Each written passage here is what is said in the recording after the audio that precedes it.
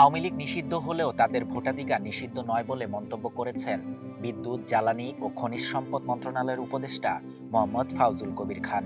১৩ October শনিবার সকালে ঢাকার ধামরাই উপজেলা পরিষদে জাতীয় রুফটপ সোলার কর্মসূচি বিষয়ক মতবিনিময় সভায় যোগ দিয়ে এই মন্তব্য করেন তিনি।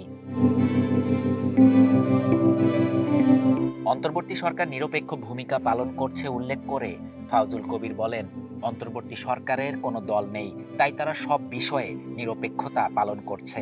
আগামী জাতীয় সংসদ নির্বাচন অবাধ, সুষ্ঠু, নিরপেক্ষ নির্বাচন করবে অন্তর্বর্তী সরকার বলেও আশ্বস্ত করেন উপদেষ্টা।